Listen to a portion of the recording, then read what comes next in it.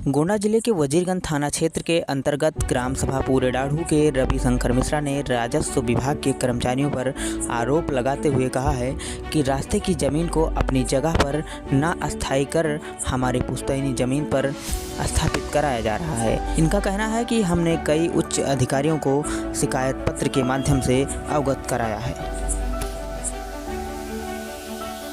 मिश्रा कहाँ से हैं?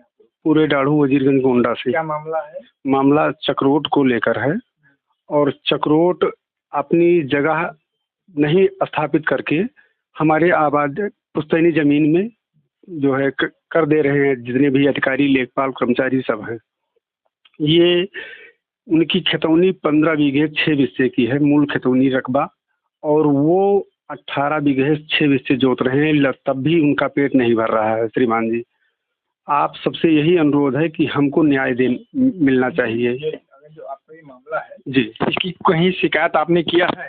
डीएम साहब को, आयुक्त साहब को, एसडीएम साहब को, मुख्यमंत्री जी को भी हमने प्रार्थना पत्र दिया था। कहीं से आपको कुछ आश्वासन मिला? अभी तक कोई आश्वासन नहीं मिला।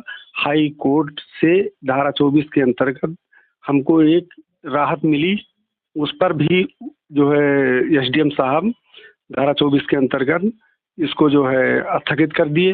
उस पर भी यही मामला चल रहा है। ग्राम प्रधान द्वारा मामला विचाराधीन होने के बावजूद भी ये लोग जो है जबरदस्ती पटाई करा रहे हैं। हमारा 60 वर्ष का पेड़ है, आम, महुआ, कटहल, इसको कटाई करवाना चाहते हैं। चन्नी भुसैल सब बना हुआ है, लेकिन ये लोग जबरदस्ती हमारे ऊपर आरोप थोप कर, जितने भी राजस्व कर्मचारी हैं सब मिले हुए हैं। ये मामला 2012 से चल रहा है और हमने इस मामले के लिए रजिस्ट्री भी कई बार की, लेकिन आयुक्त साहब को और डीएम साहब को, एसपी साहब को कई बार हमने, एसडीएम साहब को रजिस्ट्री के माध्यम से उसकी हमारे पास कॉपी भी रखी है। अच्छा, मामला आपका किससे है? मामला हमारा